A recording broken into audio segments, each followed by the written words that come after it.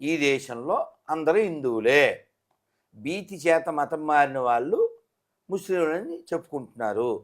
నీతి లేక మతం మారిన వాళ్ళు క్రైస్తవులని చెప్పుకుంటున్నారు. మొత్తం అంది హిందువులే. పాట కూడా పాడాం కదమ్మా. James father Jackson, Jackson father Gibson, Gibson father Jaipal, Jaipal father Jairam, grand father ఒక్కడే, గతమంతా మనదొక్కటే. కొత్త పాట కూడా వచ్చింది, విన్నారా? కొత్త పాట? ఆ, ఏం పాటమ్మా? వినలేదా మీరు? తెలీదు. కొత్త పాట మళ్ళీ కొత్తగా రచించారు. ఈ మధ్య గృహప్రవేశాలకు కూడా జీసస్ ఫోటోలు పెట్టి మరి ప్రవేశిస్తా ఉన్నారు. చూసారా మీరు? చెప్పండి గురుగారు, ఇది ఉందా అసలు గృహప్రవేశాలకి వాళ్ళ ఫోటోలు అలా గృహం ఉందా? ఎందుకు లేవు?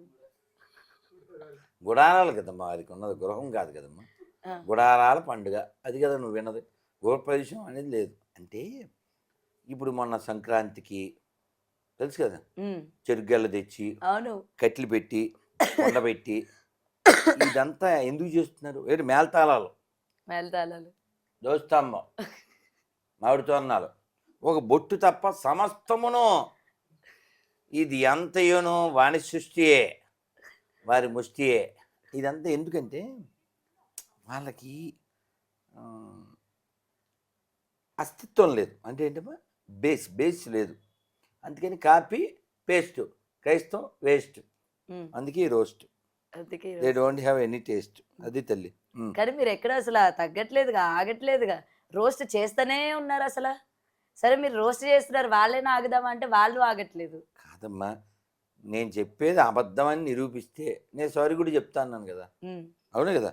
ఇంకో లక్ష్మణ్ ఎక్కడిది పేరు? రామాయణంలోది కదా. అతను ఏం చెప్పుకుంటాడు?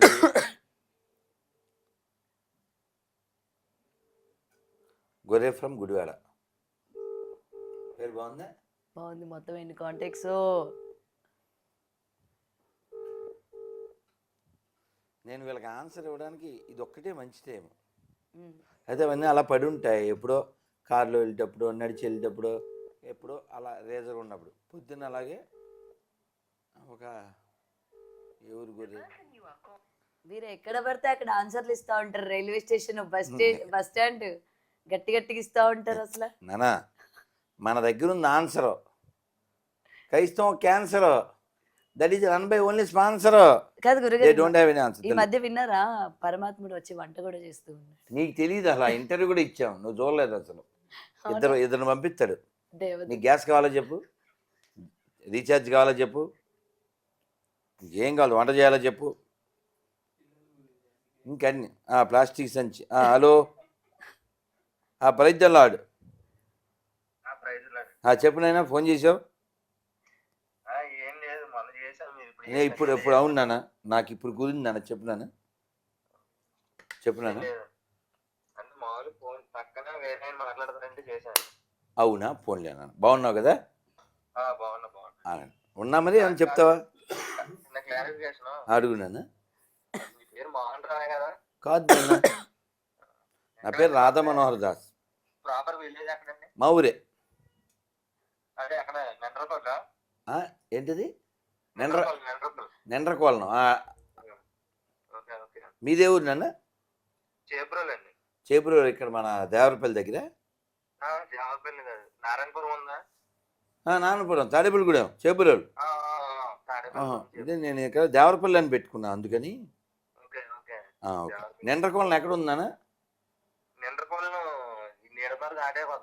ఓకే అన్న, నువ్వు అటు వెళ్ళినప్పుడు లొకేషన్ పెట్టు నాన్న. జై శ్రీరామ్.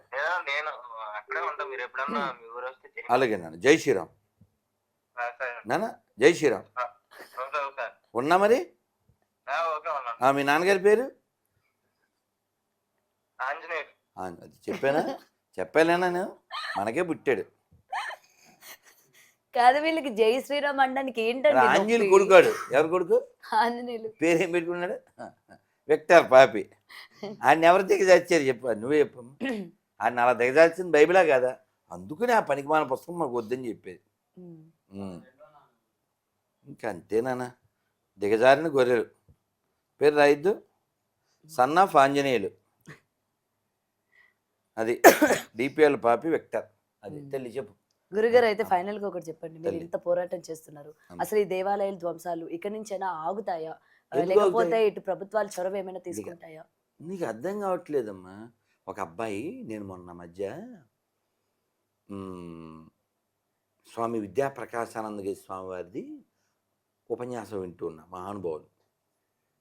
ఒక ఇంట్లో ఒక పిల్లోడు, వాళ్ళ అమ్మా నాన్న కట్టెల పొయ్యి మీద వంట వండి, ఆ తల్లి ఆ కట్టెలు కొంచెం బయటికి తీస్తారు. చిన్నప్పుడు నీకు తెలుసో తెలీదు, మా అమ్మ చేసినప్పుడు మేము చూసాం, మేము కూడా చేసాం, తెలుసు. తెలుసు కదా.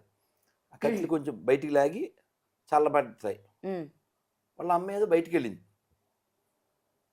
గాలి పెరిగింది, ఆరుబయట కదా, గాలికి ఇది వెళ్ళి ఆ నిప్పులు వెళ్ళి పడ్డాయి. ఎక్కడ పడ్డాయి.